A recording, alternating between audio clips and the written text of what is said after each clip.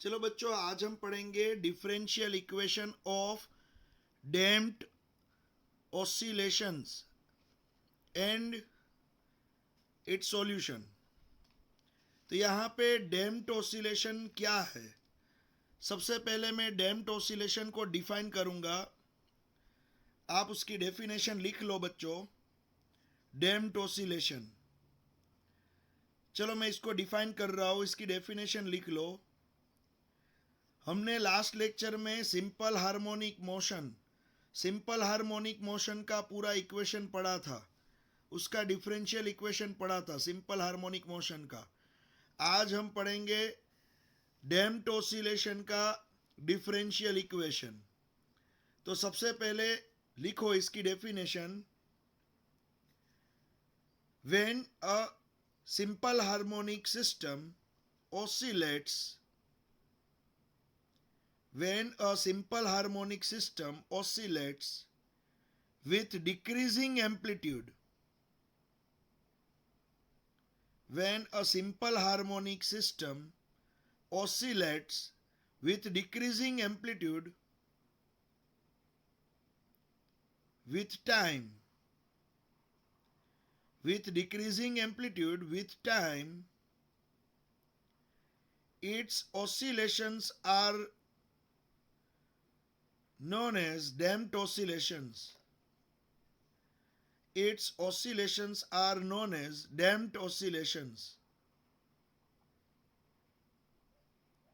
अगर कोई ऑसिलेशन इस तरह से हो रहे है कि जिससे उसका एम्पलीट्यूड कम होता जाए, तो उसको हम क्या बोलेंगे? Damped oscillations. ओके, मान लो यहाँ पे मैं आपको बता दूं, मान लो यहाँ पे कोई एक यहाँ पे सिंपल हार्मोनिक ऑसिलेटर है, ये सिंपल हार्मोनिक ऑसिलेटर। तो ये उसकी मीन पोजीशन है, फिर वो यहाँ तक ऑसिलेशन कर रहा है, ये उसका एम्पलीट्यूड है, और नीचे यहाँ तक जा रहा है मान लो। अब ये उसका एम्पलीट्यूड है ए और ये है -a। इसके बीच में ऑसिलेशन हो रहे हैं, अब मान लो इसके ऑसिलेशन स्लोली यहाँ पे जो ऑसिलेशन हो रहे हैं तो उसका एम्पलीट्यूड मान लो कम हो रहा है। मीन्स यहाँ पे जो ऑसिलेशन होंगे वो पहले ऑब्जेक्ट यहाँ तक गया, फिर ऑब्जेक्ट यहाँ तक गया, फिर क्या होगा? उसके ऑसिलेशन कम हो रहे, फिर वो इतना ऊपर नहीं जाएगा, थोड़ा नीचे जाएगा, नीचे तक। तो इस तरह से देखो उसका एम्पलीट्यूड क्या हुआ? कम हुआ। देखो यहाँ पे आप देख सकते हो एम्पलीट्यूड कम हो रहा है। देखो यहाँ पे क्या हो रहा है? स्लोली उसका एम्पलीट्यूड कम हो रहा है। देखो आप, एम्पलीट्यूड उसका कम हो रहा है, आप देख सकते हो। पहले वो यहाँ तक जाता था स्टार्टिंग में, फिर स्लोली वो नीचे तक, फिर और नीचे, और उसका एम्पलीट्यूड कम होता गया, फिर ये ऑब्जेक्ट बीच में रुक जाएगा। तो होगा क्या? स्लोली जिसके एम्पलीट्यूड कम हो जाते हैं उसको हम डैम्प्ड ऑसिलेशन बोलते हैं। तो ये जो डैम्प्ड ऑसिलेशन की बात हो रही है उसमें एम्पलीट्यूड क्या होंगे? स्लोली उसके कम होते जाएंगे।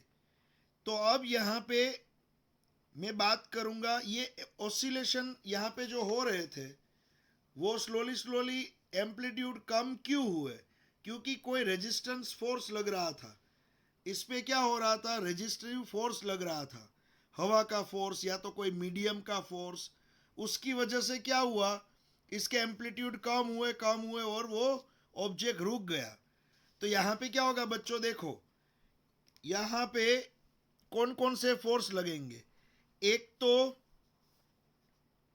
फर्स्ट, यहाँ पे मैं लिख रहा हूं, फर्स्ट जो होगा वो होगा रिस्टोरिंग फोर्स, ये वाला।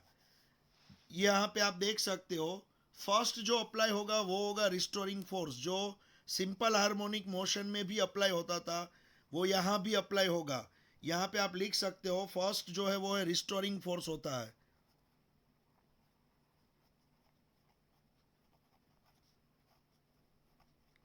रिस्टोरिंग फोर्स यहाँ भी अप्लाई होगा, यही फोर्स फर्स्ट।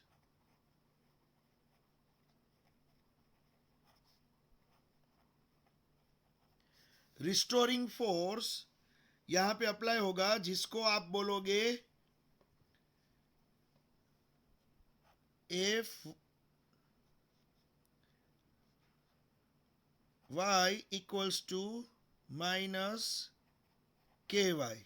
ये restoring force F Y equals to minus K Y, और के की जगह पे आपको मालूम है, के की जगह पे आप क्या लिख सकते हो बच्चों, के की जगह पे आप लिख सकते हो एम ओमेगा स्क्वायर। तो F equals to minus K Y, के की जगह पे एम ओमेगा स्क्वायर लिखोगे तो आपको मिलेगा minus M omega square Y. तो यहाँ पे आप लिख सकते हो F Y equals to minus K Y, तो के की जगह पे आप लिख सकते हो, यहाँ पे मैं लिख रहा हूं minus M omega square Y. ये आपका फर्स्ट फोर्स है, रिस्टोरिंग फोर्स। तो यहां पे देख सकते हो ये है आपका restoring force F Y equals to minus M omega square Y. अब यहां पे दूसरा जो फोर्स है वो एक्स्ट्रा एड होगा दूसरा, और वो होगा रेजिस्टेंस फोर्स। जो हवा का या तो कोई भी मीडियम का जिसका भी रेजिस्टेंस लग रहा है, वो अब एक्स्ट्रा यहां पे मिलेगा आपको, जो यहां पे नहीं था। सिंपल हार्मोनिक मोशन में रेजिस्टिव फोर्स नहीं था, लेकिन यहां पे लगेगा वो। तो ये जो सेकेंड फोर्स होगा वो होगा रेजिस्टेंस फोर्स।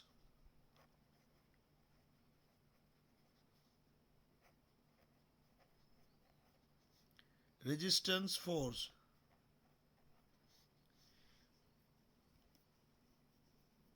और ये जो रेजिस्टेंस फोर्स होगा, जिसको डैम्पिंग फोर्स भी बोला जाएगा, तो ये जो रेजिस्टेंस फोर्स होगा एफ डी, ये होगा माइनस बी वी जितना। तो आप बोलोगे सर ये बी क्या है? बी एक कांस्टेंट है। यहाँ पे जो आपको बी दिख रहा है वो एक कांस्टेंट है, जिसको डैम्पिंग कांस्टेंट बोला जाता है। बी क्या है बच्चों? Damping constant. Here B equals to damping constant.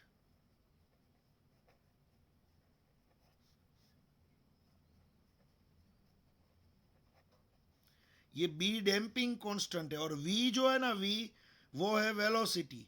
यहाँ पे वी क्या है? वेलोसिटी। तो यहाँ पे एक चीज याद रखना, जो रेजिस्टिव फोर्स होता है वो वेलोसिटी पे डिपेंड करता है। समझ में आ रहा है? मान लो आप एक्टिवा लेके जा रहे हो, तो आपको सामने क्या लगेगा?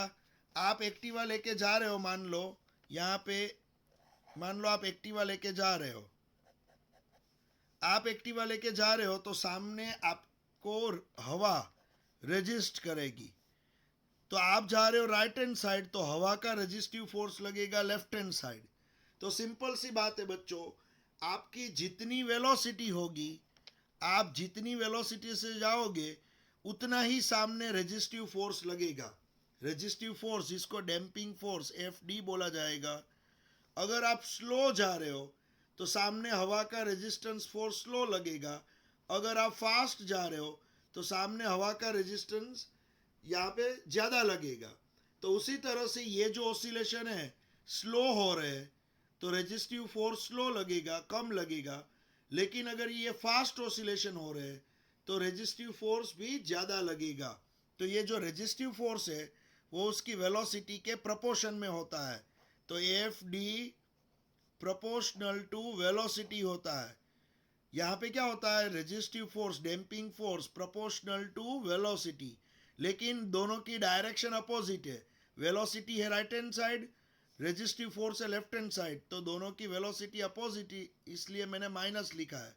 और ये प्रोपोर्शनल की साइन जब जाती है, प्रोपोर्शनल की साइन निकाल दोगे तो यहाँ पे लगेगा बी, यहाँ पे कांस्टेंट लगेगा बी वी। तो ये जो बी होता है वो है रेजिस्टिव या डैम्पिंग कांस्टेंट। बी क्या है? Damping constant. तो यहाँ पे बी जो है वो एक डैम्पिंग कांस्टेंट है। तो F D equals to minus B V. और आपको मालूम है बच्चों, आप वेलोसिटी v की जगह पे, आप वेलोसिटी v की जगह पे dy बाय dt भी लिख सकते हो। वेलोसिटी v की जगह पे dy/dt भी लिख सकते हो। तो ये क्या है, माइनस बी dy/dt, ये है रेजिस्टेंस फोर्स। तो यहाँ पे restoring force F equals to Fy equals to minus M omega square Y, ये है रिस्टोरिंग फोर्स, ये है रेजिस्टेंस फोर्स। और जो तीसरा होगा वो अकॉर्डिंग टू न्यूटन्स लॉ, जो यहाँ पे लग रहा है, जो आपने अप्लाई किया है, वो force F equals to M A, यहाँ पे ये है अकॉर्डिंग टू न्यूटन्स लॉ। यहाँ पे ये आपने जो अप्लाई किया है, ऑसिलेटर को आपने धक्का मारा और ऑसिलेशन करने लगा वो ऑसिलेटर, तो ये है according to Newton's law, according to Newton's law.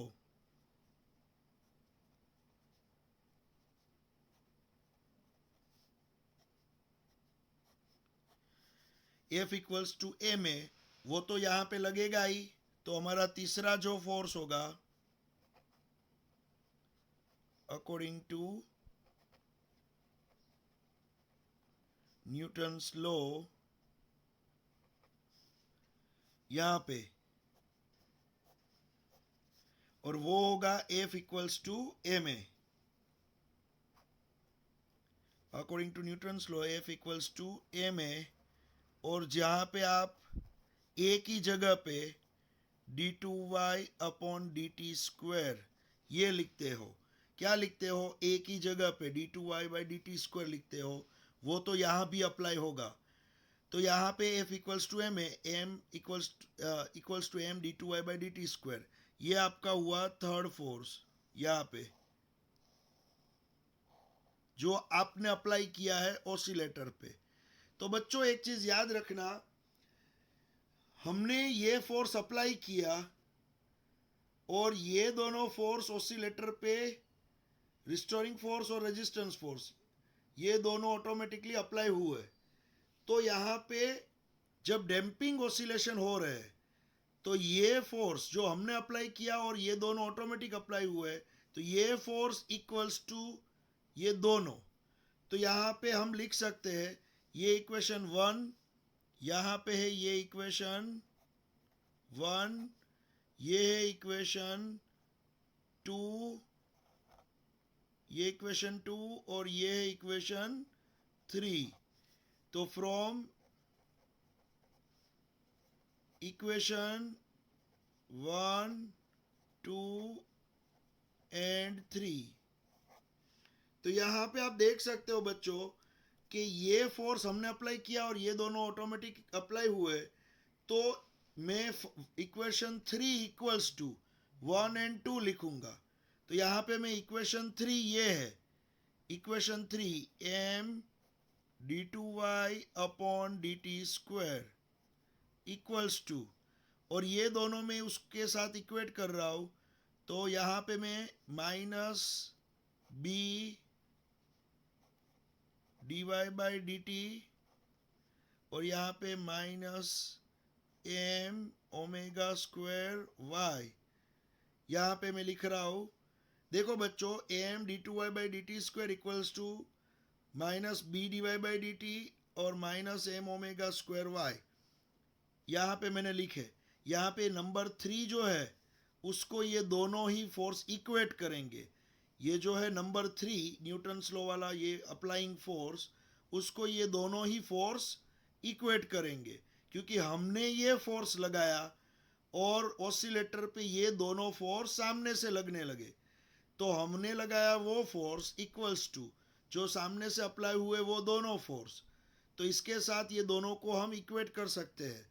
तो अब यहाँ पे ये दोनों ही माइनस जो है वो लेफ्ट हैंड साइड ले जाऊंगा, इसको मैं लेफ्ट हैंड साइड ले जाऊंगा, तो वो क्या हो जाएंगे, प्लस हो जाएंगे।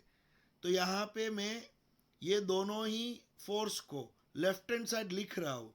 लेकिन उसके पहले आप सोचो बच्चों, ये पूरे इक्वेशन को मैं मास के साथ अगर डिवाइड कर दूं, यहाँ भी डिवाइड बाई एम, यहाँ भी डिवाइड बाई एम, यहाँ भी डिवाइड बाई एम, पूरे इक्वेशन को मैं अगर मास के साथ डिवाइड करूं तो आपको क्या मिलेगा। तो यहाँ पे डिवाइड बाई एम करो, लेफ्ट हैंड साइड भी क्या करो, डिवाइड बाय मास, तो मास मास कट हो जाएगा, तो यहाँ पे क्या बचेगा, d2y अपॉन dt स्क्वायर। फिर यहाँ भी डिवाइड बाय m करो, तो यहाँ पे क्या बचेगा, और ये चीज ले जाओगे आप लेफ्ट हैंड साइड, तो plus b by m dy by dt, और फिर यहाँ भी डिवाइड बाई m करोगे और इसको लेफ्ट हैंड साइड ले जाओगे, तो यहाँ पे क्या मिलेगा, plus omega square Y plus omega square Y equals to 0। तो बच्चों यहाँ पे जो आपको मिला है ये हो गया differential equation of simple differential equation of damped oscillation. ये डैम्प्ड ऑसिलेशन का डिफरेंशियल इक्वेशन है और कुछ नहीं है बच्चों। ये जो आपको दिखाई दे रहा है वो है डैम्प्ड ऑसिलेशन, डैम्प्ड ऑसिलेशन का डिफरेंशियल इक्वेशन। जैसे यहाँ पे सिंपल हार्मोनिक मोशन में आगे जो मैंने लेक्चर पढ़ाया था उसमें आपने देखा था सिंपल हार्मोनिक मोशन में ये इक्वेशन मिल रहा था, ये सिंपल हार्मोनिक मोशन में ये इक्वेशन मिल रहा था, वैसे ही डैम्प्ड ऑसिलेशन का ये इक्वेशन है, डिफरेंशियल इक्वेशन है। अब जो भी इक्वेशन होता है आपने आगे भी देखा था, जो भी इक्वेशन होता है उसके सॉल्यूशन होते हैं, जो हमने आगे पढ़े थे एसएचएम के अंदर, सिंपल हार्मोनिक मोशन के अंदर ये उसका इक्वेशन था और उसके ये सॉल्यूशन थे। सेम वैसे ही यहाँ पे ये जो आपको दिख रहा है वो है डैम्प्ड ऑसिलेशन का डिफरेंशियल इक्वेशन और इसके भी सॉल्यूशन होंगे। तो यहाँ पे मैं लिखने जा रहा हूं इसका सॉल्यूशन, ध्यान रखना बच्चों। और इसको हम क्या बोलेंगे, यहाँ पे जो आपको दिख रहा है ये है डिफरेंशियल इक्वेशन,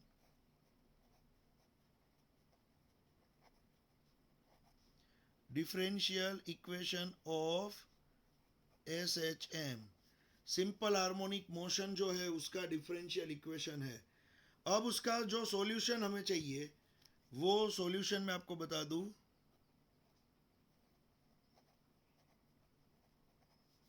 यहाँ पे सॉल्यूशन क्या होगा, तो यहाँ पे जो इक्वेशन है उसका सॉल्यूशन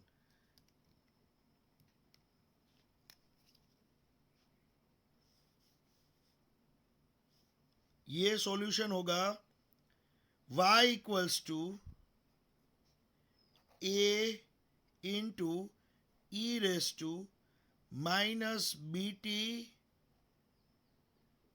अपॉन 2m। यहाँ पे मैं लिख रहा हूँ, ध्यान रखना बच्चों, y equals to a into E raise to minus B T upon 2m sine into sine omega T plus 5। ये उसका सॉल्यूशन हुआ, y equals to a into E raise to minus B T upon 2m sine omega T plus 5, ये solution हुआ। और यहाँ पे जो आपको a के साथ मल्टीप्लाई हुआ ये फंक्शन दिख रहा है E raise to minus B T by 2m, ये पूरा एम्पलीट्यूड दिखा रहा है। याद रखना बच्चों ये पूरी चीज एम्पलीट्यूड है जिसको मैं ए डैश बोल सकता हूँ। ये जो पूरा आपको दिख रहा है ए और ए के साथ मल्टीप्लाई हो रहा है वो ई का फंक्शन, ये E raise to minus B T by 2m, ये पूरी चीज जो है ना वो एम्पलीट्यूड है जिसको मैं ए डैश बोलूंगा, A dash sine omega T plus 5। तो यहाँ पे एम्पलीट्यूड कोई आपको बोले कि भाई यहाँ पे एम्पलीट्यूड क्या होता है, यहाँ पे एम्पलीट्यूड ये डैम्प्ड ऑसिलेशन है, डैम्प्ड ऑसिलेशन में एम्पलीट्यूड क्या है, तो याद रखना बच्चों यहाँ पे एम्पलीट्यूड है A into E raise to minus B T by 2m, ये एम्पलीट्यूड है जो मैं यहाँ पे लिख रहा हूँ। यहाँ पे एम्पलीट्यूड क्या है,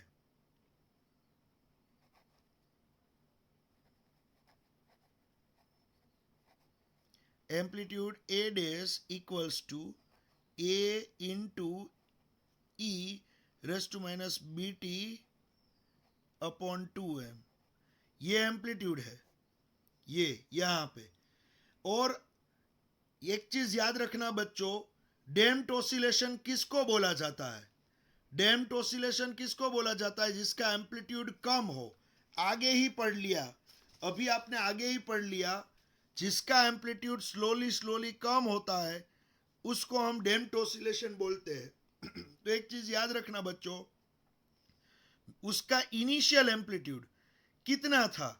देखो ये है उसकी mean position, y equals to 0, ये है मीन पोजीशन, और सबसे ऊपर वो यहां तक गया था, y इक्वल्स टू a तक, सबसे ऊपर यहां तक गया था। फिर स्लोली स्लोली क्या हुआ? उसका एम्पलीट्यूड कम हो रहा है। तो मुझे एक बात बताओ, उसका मेन पहले इनिशियल एम्पलीट्यूड क्या था? a, यहां से लेके यहां तक, यहां से लेके यहां तक उसका इनिशियल मेन एम्पलीट्यूड था। फिर स्लोली स्लोली क्या हुआ?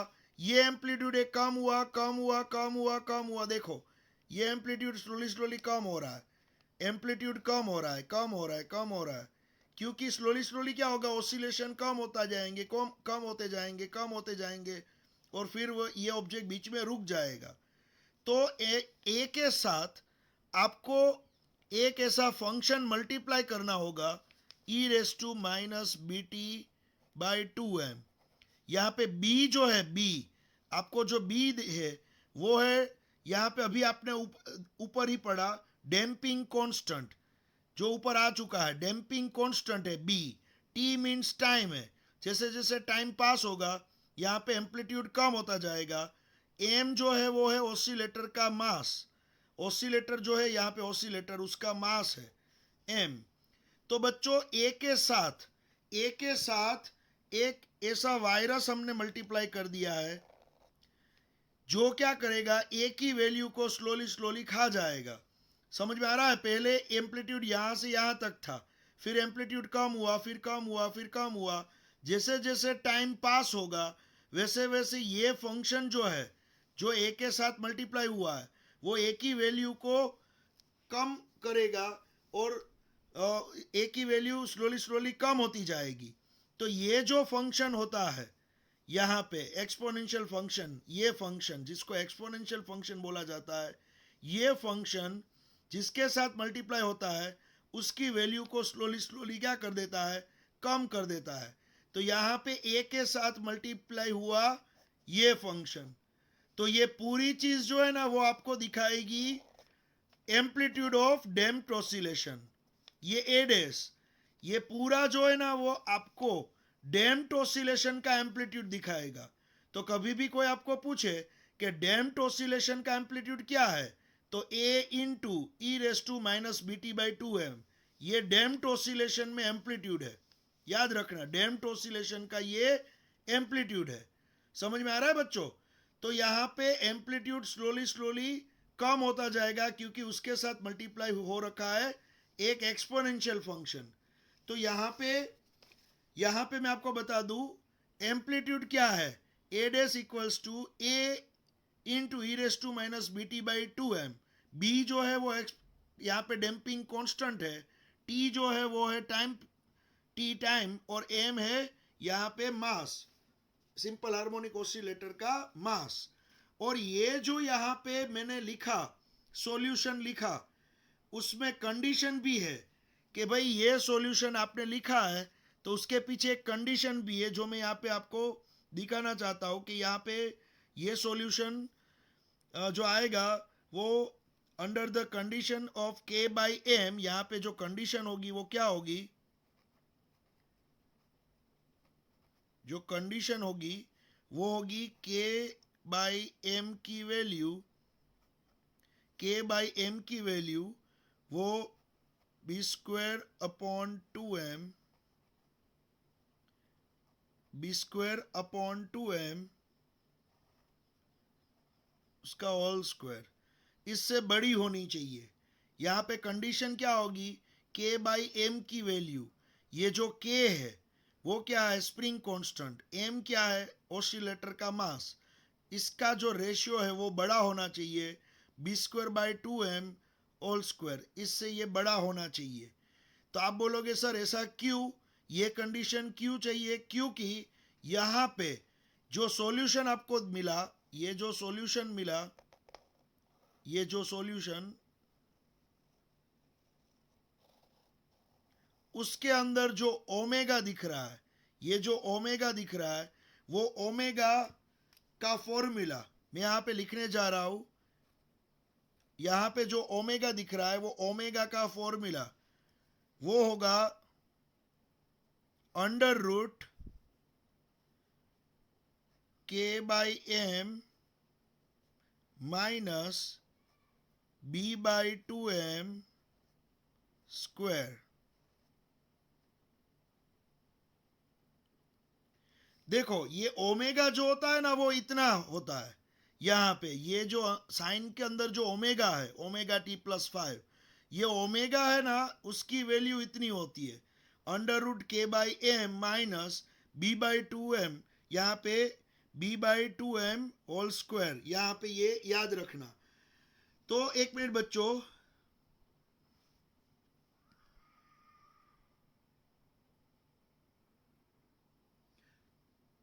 चलो यहाँ पे ये जो ओमेगा होता है बच्चों, देखो ये जो ओमेगा होता है उसकी वैल्यू होती है k by m minus b by 2m whole square. तो यहाँ पे b बाई 2m, b क्या है, डैम्पिंग कांस्टेंट। यहाँ पे b जो है वो है डैम्पिंग कांस्टेंट, और m जो है वो है सिंपल हार्मोनिक ऑसिलेटर होता है, उसका मास होता है m। तो यहाँ पे देखो बच्चों, k बाई एम उसकी वैल्यू बड़ी होगी किससे, b by 2m whole square से। यहाँ पे देखो k बाई एम उसकी वैल्यू बड़ी होगी b by 2m whole square से। एक मिनट, यहाँ पे स्क्वायर नहीं आएगा, सॉरी। हाँ, यहाँ पे क्या होगा, k बाई एम की जो वैल्यू होगी वो बड़ी होगी b बाई 2m के होल स्क्वायर से। देखो बच्चों, यहाँ पे k बाई एम की वैल्यू बड़ी होगी अगर b बाई 2m के होल स्क्वायर से, तो इसके अंदर पॉजिटिव वैल्यू मिलेगी। मान लो k बाई एम की वैल्यू 10 है, 10, और b by 2m whole square उसकी वैल्यू है मान लो 7। तो ये k बाई एम उसकी value 10 minus b by 2m का स्क्वायर उसकी वैल्यू है मान लो 7। तो 10 माइनस 7, 10 माइनस 7, तो आपको मिलेगा +3। तो ये अंडर रूट प्लस चीज का निकलता है। आपको मालूम है अंडर रूट जो है वो प्लस चीज का निकलेगा, माइनस चीज का नहीं निकलेगा। तो यहाँ पे अंडर रूट के अंदर क्या आना चाहिए, प्लस आना चाहिए। तो इसलिए मैंने ये कंडीशन लिखी थी। याद रखना ये कंडीशन क्यों आएगी, यहाँ पे कंडीशन क्यों आएगी, k upon m greater than b by 2m का whole square, b by 2m का होल स्क्वायर। ये कंडीशन क्यों आएगी, क्योंकि ओमेगा जो होता है उसका फॉर्मूला, ओमेगा का फॉर्मूला होता है under root k by m minus b by 2m whole square. तो ये के बाई एम बड़ा होना चाहिए इससे, तभी अंडर रूट के अंदर पॉजिटिव मिलेगा, और पॉजिटिव का ही अंडर रूट निकलता है। आपको मालूम है अंडर रूट, अगर आप इस तरह से कैलकुलेटर में ट्राई करना, -3 लिखना और उसका अंडर रूट निकालने की ट्राई करना, एरर आ जाएगी। कैलकुलेटर भी इसका आंसर नहीं दे पाएगा, कॉम्प्लेक्स नंबर है ये, एरर आ जाएगी। या तो अंडर रूट -2 लिखना, या तो अंडर रूट -6 लिखना, कि कोई भी अंडर रूट माइनस चीज का अंडर रूट नहीं निकाल सकते हो आप। तो अंडर रूट के अंदर प्लस ही आना चाहिए, जो भी लिखो वो प्लस आना चाहिए। इसलिए ये कंडीशन है कि भाई के बाई एम की वैल्यू इससे बड़ी ही होनी चाहिए। अगर ये कंडीशन फॉलो होगी तो आपको ओमेगा सही मिलेगा। अगर ओमेगा सही मिलेगा तो साइन के अंदर आप ओमेगा सही लिख पाओगे। अगर साइन के अंदर ये ओमेगा की वैल्यू सही लिखी तो ये पूरा जो सॉल्यूशन है वो आपको सही मिलेगा। समझ में आ रहा है? तो यहां से प्रोसेस चालू होती है कि भाई अगर ये कंडीशन फुलफिल होगी तो ओमेगा की वैल्यू आपको पॉजिटिव सही मिलेगी, और ओमेगा की वैल्यू सही मिलेगी तो ये इक्वेशन आपको सही आंसर देगा। तो यहाँ पे ये क्या है, या ये जो आपको दिख रहा है वो डिफरेंशियल इक्वेशन है, और किसका, डैम्प्ड ऑसिलेशन का। सॉरी, यहाँ पे मैंने सिंपल हार्मोनिक मोशन लिखा है, सॉरी। ये जो है वो differential equation of damped oscillation है, डैम्प्ड ऑसिलेशन।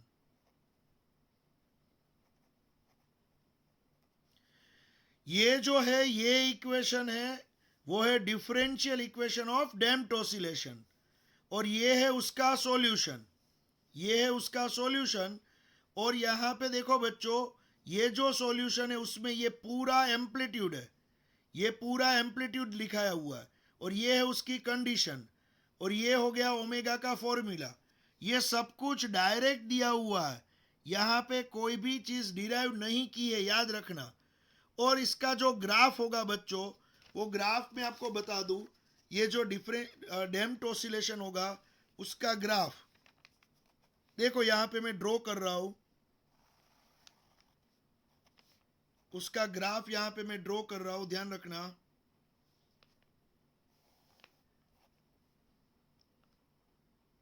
देखो ये है प्लस ए, और यहां पे है माइनस ए, ये प्लस ए और ये है माइनस ए। अब आपने जो ऑसिलेशन स्टार्ट किए थे, मान लो यहां से आपका ऑसिलेशन स्टार्ट हुआ इस तरह से, तो वो यहां तक गया ऑसिलेटर, लेकिन बाद में क्या होगा बच्चों, स्लोली स्लोली एम्पलीट्यूड कम होता जाएगा, एम्पलीट्यूड कम होता जाएगा, तो आप उसका जो ग्राफ ड्रॉ करोगे वो इस तरह से होगा। ये लाइन पे यहाँ पे टाइम है, एक्स एक्सिस पे टाइम दिख रहा है, और ये जो लाइन है उस पे उसका डिस्प्लेसमेंट वाई दिख रहा है। तो यहाँ पे स्लोली स्लोली क्या होगा, जैसे जैसे टाइम पास होगा एम्पलीट्यूड कम होता जाएगा, कम होता जाएगा। तो यहाँ पे आप देख सकते हो एम्पलीट्यूड कम हो रहा है, और इसको टच होके एक लाइन जो जा रही है, देखो आप, ये कर्व होगा इस तरह से, ये जो होगा वो एक कर्व मिलेगा इस तरह से। तो ये क्या दिखा रहा है, ये देखो स्लोली स्लोली डिक्रीज हो रहा है, एम्पलीट्यूड स्लोली स्लोली डिक्रीज हो रहा है, देखो।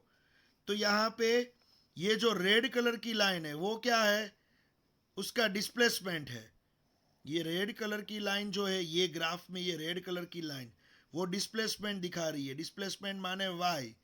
तो वाई का इक्वेशन तो अभी आपने देखा, डिस्प्लेसमेंट माने वाई, वाई का इक्वेशन अभी आपने देखा, A into E raise to minus B T by two M sine omega T plus 5, ये है डिस्प्लेसमेंट।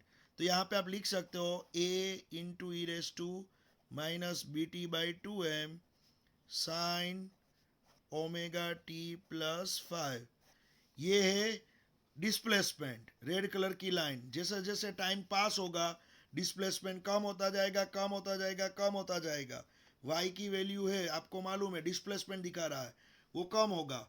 और फिर यहाँ पे ये जो मैंने इस तरह से लाइन ड्रॉ की है, ये लाइन वो उसका एम्पलीट्यूड दिखा रहा है, ये एम्पलीट्यूड है। देखो एम्पलीट्यूड क्या हो रहा है, यहाँ पे स्लोली स्लोली कम हो रहा है। तो ये जो कर्व है, ये कर्व वो क्या दिखा रहा है, उसका एम्पलीट्यूड।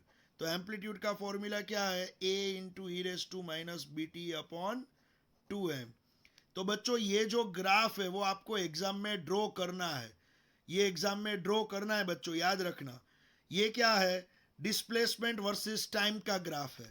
ये ग्राफ कोई आपको पूछे तो डैम्प्ड ऑसिलेशन का डिस्प्लेसमेंट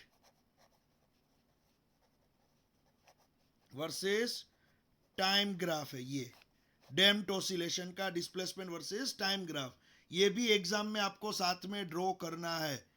तो यहाँ पे हमने डैम्प्ड ऑसिलेशन के बारे में पूरा डिफरेंशियल इक्वेशन पढ़ा, उसका सॉल्यूशन भी पढ़ा। समझ में आ रहा है बच्चों, ये पूरा यहाँ पे क्या हुआ, डैम्प्ड ऑसिलेशन का डिफरेंशियल इक्वेशन, जिसमें 3 फोर्स लगे थे, रिस्टोरिंग फोर्स, फिर रेजिस्टेंस फोर्स, फिर according to Newton's law applying force, 1 2 3 3 equation थे, जिसमें equation 3 equals to equation 1 and 2, 3 equals to 1 and 2 किया, फिर सभी को मैंने लेफ्ट हैंड साइड रख दिया। ये हो चुका है हमारा differential equation of damped oscillation, और उसका ये सॉल्यूशन है, ये सॉल्यूशन है देखो। और ये सॉल्यूशन के अंदर एम्पलीट्यूड क्या है तो मैंने यहाँ पे बताया, कंडीशन क्या होगी वो भी मैंने बताई, और ओमेगा का फॉर्मूला क्या होगा वो भी मैंने यहाँ पे बताया। और उसके साथ ये उसका ग्राफ होगा, देखो ये उसका ग्राफ होगा, वो भी हमने यहाँ पे डिस्कस किया।